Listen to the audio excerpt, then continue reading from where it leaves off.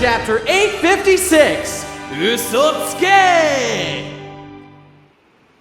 Hello and welcome to another episode of the Podcast. It's me, Bestie Guy Boy, and of course is Hippocrit that man. The most popular YouTuber. Yes, Hippocrit is a god. And now we're talking about chapter 856, Liar. I mean, Oh wait, yeah. Speaking of liar, Usotsuke. Yeah, that little thing in the front, the cover is like the sort of thing that's on Liar Norland's head, and it's called that's Liar. true. Wonder And if we were talking deliberate. about how there's a little guy on the front like splash page, which is Frankie built a little robot body for a crab who's getting bullied, which is adorable. And on the bottom, there's a little guy who looks like a Dragon Quest slime, but I think he's actually like a chestnut or an acorn.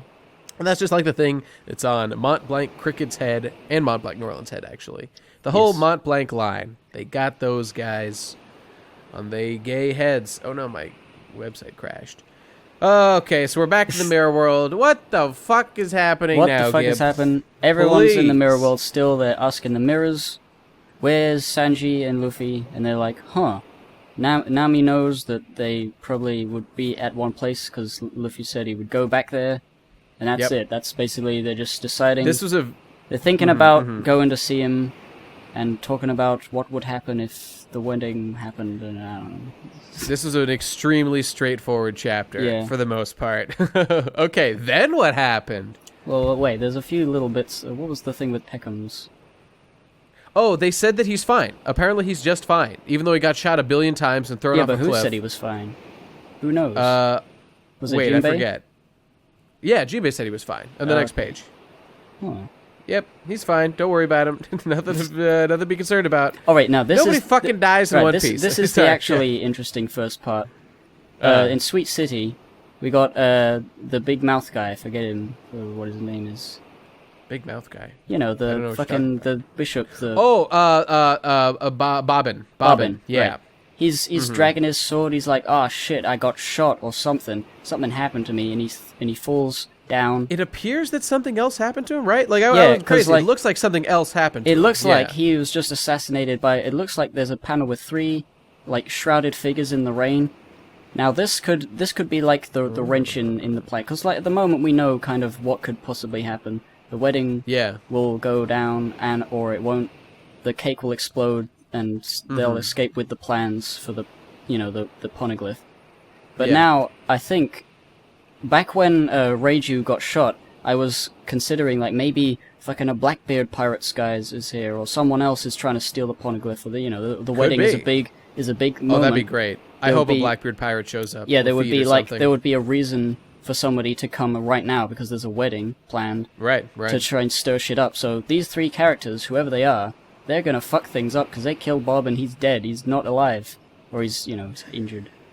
And it's a shame that I thought we were gonna see him do something cool, but this is also real interesting. Man, what the fuck happened to this guy? I got no idea, but I hope it does work out to be something on a grander scale, because things are getting a little bit.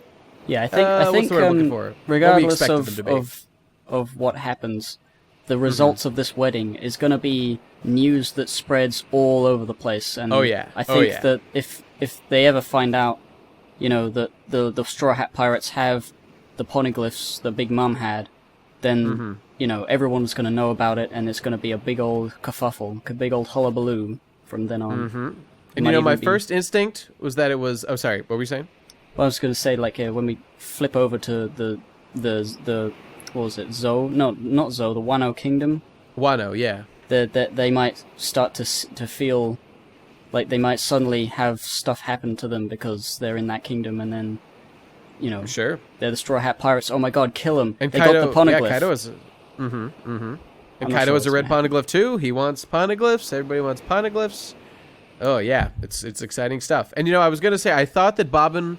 My first thought was that he was probably assassinated by the Vince Smokes, but on the very next page, we see they're off doing other shit. So first thought. So the Vince Smokes are all in there drinking a lot and being all like, haha, we're so cool, lol. That's basically what they're doing. They're just drinking, they're having a good time, they feel like everything's Being going their true gentlemen by not taking advantage of these drunken ladies who are not able to consent to romantic encounters. Young men out there, teach yourselves not to rape, just like these young heroes. That's your moral of One Piece forever. There you go. Yes, follow the Vince Smokes example. They're good boys. They're good boys. And they almost sort of like say, Sanji's not that bad. He helped us get here. Yeah, cheers to Sanji. And it's sort of It's like... the first nice thing they've said about Sanji. He's so useless. We were able to make his uselessness a strength, and it was real good. Thanks, buddy. So, compared to what happens next...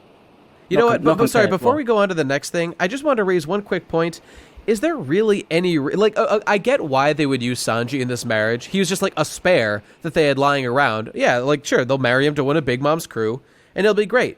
But I don't see any reason at all why they couldn't just marry one of the normal sons to, any of Big Mom's daughters, and, that's it. Just, do it with one of them. Then you don't have to worry about Sanji at all. Why can't one of the sons just... Or Judge himself, What's the need for Sanji here?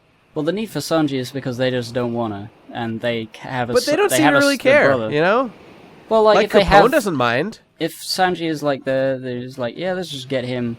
There's a wanted poster. We know he's a pirate. Just if he gets captured, we'll bring him over. If not, we'll do it some other way. This is just the easiest route to take. I guess it kind of shows the flippancy of their involvement with Big Mom. It's purely for strategy. It would be a hassle to just get married to some lady who you don't know. That's true. So, I guess I'd like it to be a little bit stronger of a clear reason why it has to be Sanji. But whatever. They're a bunch of assholes. I can see them doing miscellaneous assholery stuff like this. So yeah, not a criticism. Just a thought. Yeah. So that at this point in time, they assume Sanji is completely locked down. He can't do anything. He can't escape. He can't leave. So there's no reason for them to worry about him not obeying them. So. And they are really, really relaxed about this whole thing. I mean, frankly, they seem so relaxed, it makes me think that something else is going on that we're going to learn about later. They are so... I don't know. Oh, and I don't know if this was mentioned before, but Judge clearly states here, yes, we're going to marry Big Mom, and we'll finally be able to enact our ultimate plan of retaking the North Blue. I think that had been stated before. I think that was obviously their plan. Yeah. But to hear him say it again was yes, okay, that's our goal. We're going to fucking retake the North Blue. Gotcha. Because they were the kings of it for a while or whatever. That's cool. But, God, they're so relaxed. They have their guard. I've got my back turned, and my defense is lowered. And, that's going to bite them in the butt. They're in technically enemy territory until this marriage happens. I don't know. It just seems odd that they're so freaking relaxed about it, but whatever. Yeah, it does seem kind of odd, but I don't know. Maybe they're just... It seems a little bit like a convenience, but whatever. What do you call it? Confident. Vince Smoke is a super genius on the level of Vegapunk, so for him to not perceive any potential danger. Maybe he's really science smart and not social skills smart. He could have the autism. He could have the autism and not be able to read social cues. That's totally possible. Character. Oh my God. That's the reason why he was so mean to Sanji his whole life, because he literally has autism and didn't understand that Sanji is a human being who deserves love and compassion. The main villain of Sanji's whole arc has been autism all along. Yep. Oh my God. And all his sons, all of the other sons have autism. Yeah, he genetically engineered them to have autism just like him. The ultimate superpower! With a retard the strength. Ultimate people. Yeah, that's right. Retard strength. Yep. It's the best thing to be. And Reiju is the only one who, because she's a woman, she has superior moral and ethical, and she's perfect because she's a woman. That's what I'm trying to say. Okay, and then we go back to the skeleton that is Luffy, who looks more like a monkey than he has ever looked. I suppose that's true. It's got that sort of full that curvy out sort of upper lip sort of thing going on. He looks like an old ass bitch. Is what he looks like. Yeah, we discussed this last time, and it's basically what we thought would happen, but not quite as hilarious. He has never, ever looked this haggard, and it's been like 48 hours. He has literally gone for like a week without eating. No need to go over it again. I still think this whole thing's a bit silly, but, whatever. Now, this bit where he eats the food, Sanji dropped it. I can't remember whether this has happened... It's happened before. I'm just trying to think. Has it happened with Sanji, with his mum? Did that happen? That's exactly what the reference here is. It's to his mom. I was just thinking, like, it's also like the time when Zoro ate those rice balls that the girl made off the floor. Yeah, that's true. And he said they were good, even though they had dirt in them and shit. I think that's just a thing people do in manga and anime. Like, I love you so much that I'll eat your shitty food, Yeah, like, it's really kind to just lie to people and say that their food is delicious, even when it's obviously not. Just to go back to it, I think that eating that food may have killed Sanji's mom. Eating his food may have pushed her over the brink. So it's not always a great idea to force yourself to eat the shitty food of people that you care about. I'm just saying. But, I mean, it's fine. Like, Luffy, it just spilled, whatever. But, it's weird to me. Like, this is like clearly an emotional climax, like flashback sort of thing happening here, because it's a direct parallel to the scene that is supposed to emotionally resonate with us here, of when Sanji did this with his mom, and yet it was not totally clear. Like you even asked, is this a reference? It was not made explicit that that's what's supposed to be what's going on, even though it obviously is. If you look back at that scene. I mean, it's weird because they drew attention to the fact that Sanji made it. It got all fucked up. And then Luffy eats it anyway. It's like, of course he was going to eat it. Like, there's not even a question about that. He's starving to death. He is this isn't like the situation that Sanji's mom was in, where like she needs to be careful of her health, and eating it was like going out of her way to show how much she loved him. Luffy is literally starving to death and would eat anything. This is not a compliment. This is not like a really nice thing Luffy is doing to show how much he cares about Sanji. He's starving to fucking death, right? Like that's what we're being told to believe is happening. So like this does not really emotionally work the same way as that previous scene. So, what the fuck? Yeah, it's a bit... I think they're relying a bit too much on that trope, even though, like, it doesn't make sense in this particular context. But, whatever, he eats it and he's happy, he's cool. all happy. He's like, yeah, it's real good, Sanji. Good job. Nice. And then Sanji's like, you fucking shut up. Shut up and go away. I gave you your food, and here's the reasons. Here's the reasons why. This sort of reminds me of the sort of thing, like... a young kid would do. Nami. Well, it reminds me of Arlong Park and Enies Lobby with Robin in a big way. It's just like those scenes. It's that sort of like, you can tell they're just sort of, they've been thinking about how to say this, and they've got a list in their head, like, well, here's all the reasons why I'm not coming back, and he's trying to be all like, this is just very normal and serious, and I'm not even having any feelings, so it's pretty obvious what's going to happen next. He's going to hold back the tears, and Luffy's going to say, fuck you, idiot. Tell me the truth. See, that's what's great about... this is moments like this is when Luffy shines. Like, forget that first scene. Like, this is the emotional payoff that we deserve for this particular story. Because Sanji is all stuck in his head, and he's thinking about, like, okay, these threats have made against Zeph. Like, I can't go against them because Zeph would be put in danger. I can't leave because, like, my family's going to be murdered, and, like, I still feel some loyalty to them, even though they've been so cruel to me. And, yeah, there was, like, some other reason or another that he couldn't do it as well. But, like, Luffy, the simpleton that he is just is so pure and just sees through all that bullshit and is like, no, that's retarded. You obviously don't want to be here, so just don't fucking do it, bro. You know what it is? It's really the spirit of Kamina that he's challenging. Like that, fuck the rules. I don't care. I'm gonna make it work however I want it to. That's what Luffy's doing. It's not just that. It's almost like Sanji is becoming more like his autistic father by making a list in his head and trying to be serious. Oh my god, he's letting the autism get to him. No, yeah, fight it. He's letting that sort of like categorization and all that stuff is like, yeah, this is just the logical path. And then Luffy's coming back with emotions and it's like, this is real. And he punches him. It's like, wake up, idiot. Stop being autistic. Stop being an idiot. That's a pretty genius point. Be true to your emotions and all that. I didn't even think of that. Parallel to the father and like the cold, emotionless, calculating way of the other Vince Smokes. That's an excellent point. Yes. But, just in regards to the emotional thing, I'm not a guy who is overly into like emotions as like a reason to be doing things, and I'm pretty results oriented. But in this case, I think it totally works, because what we're talking about is the entirety of the way Sanji is going to live his life from like here until he possibly gets murdered like later that day or like the next day or whatever.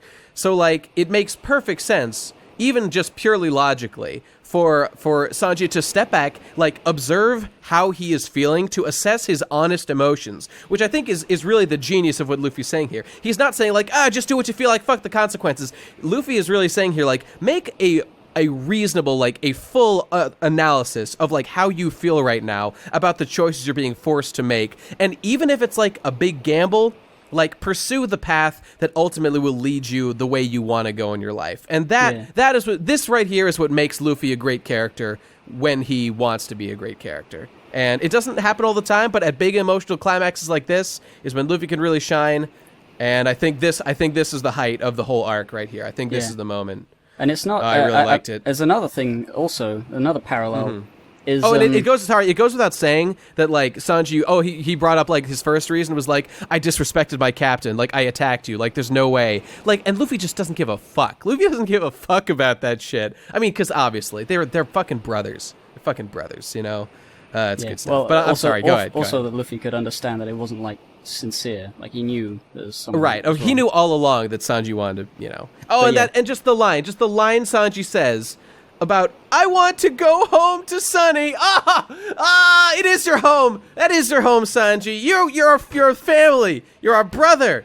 Oh God. Oh, and the tears. Oh, this is like almost as good as the I want to live moment with Robin. It obviously doesn't have the big climax moment. That it's is not an quite obvious as parallel, high. but I was thinking more Yeah. There's a parallel here with Sanji being like holding back his emotions and stuff, because he's quite an emotional guy. You know, he goes crazy about little women, and he gets really angry at Zoro and people who's doing stuff with food that he doesn't want. Yep. Like he's quite an emotional guy. Being all like serious and logical is not like him. And the holding back the tears is also, it's like when he left Barity in the first place. Like he was just like, see old man, whatever.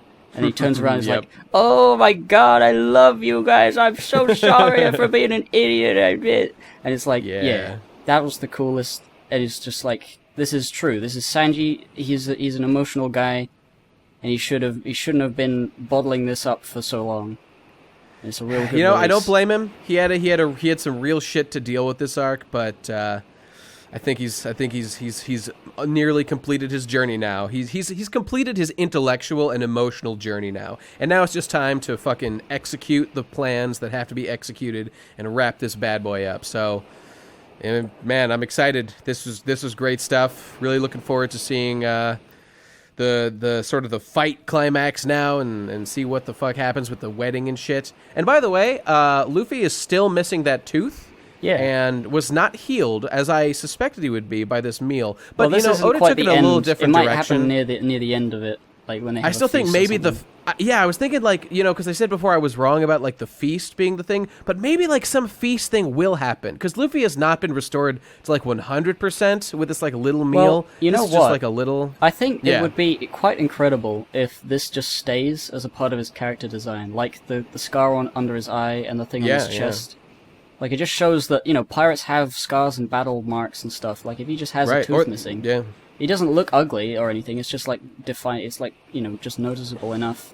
I'm not really opposed to it. I just for whatever reason I don't see it sticking. But really from a character design reason, if nothing else, I don't think Oda really wants to draw Luffy forever with a tooth missing. But hey, I could be wrong. I don't know. I'd be interested to see if that happens. That might be cool. Yeah.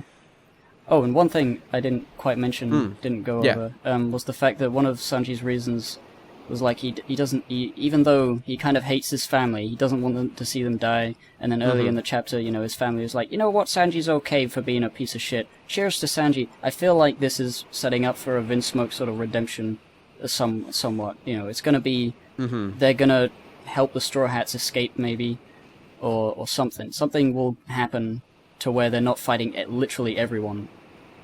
I totally see what you're saying, and I agree that definitely is like sort of being implied here. I'm still holding out for some big bait and switch moment. I still think things are a little more obvious than they're eventually going to turn out to be. I don't know. I could be totally wrong, but I agree that that's definitely what's being implied here. And but again, just the content of what they're saying is that like they're not celebrating Sanji on any like emotional like, oh, we really appreciate him for what he did. They're praising him as like a useful tool that has been, you know, like well used to further the Vinsmoke interest. I think it's mostly the fact that Sanji is still doesn't want them to just die. He's not prepared to just run away with the rest of them right now. That's true. Oh, and by the way, like the thing about being a tool is what's funny about that whole tool thing is that might actually not be such a like a vague or such a non-flattering criticism to say that he was a useful tool, because as the emotionalist people they are, I think the Vinsmokes kind of value each other only because they are useful tools. So it might be, you know, actually kind of the highest praise they can give someone to be, you know, in a utilitarian sense, useful. So yeah, maybe that's a higher form of praise than you or I would make, or that Sanji or Luffy would make on a more emotional level. Yeah. But hey, cool things happening. Vinsmokes, interested to see what happens with them. I'm really curious about those shrouded figures. I really want to know if there's some other group fucking around. Yeah, me too. I look forward to it. Yeah. All right, well, I think that's about it. It did turn out pretty good in the end. Pretty straightforward, but definitely good. Ended on a very strong note with the whole Sanji-Luffy unification. Oh, and Luffy ends on the big, all right, it's like, so he's like, yep, Sanji, we're coming together, we're family, let's go wreck that fucking wedding. I can't wait to see what that plan is. It's going to be great. It's going to be great. It's going to be exciting. All right, and that's about it. Yeah, any other further points to make? Nope. All right, thanks for listening, everybody. That's the podcast. The fuck you, and thanks for listening, everybody. See ya.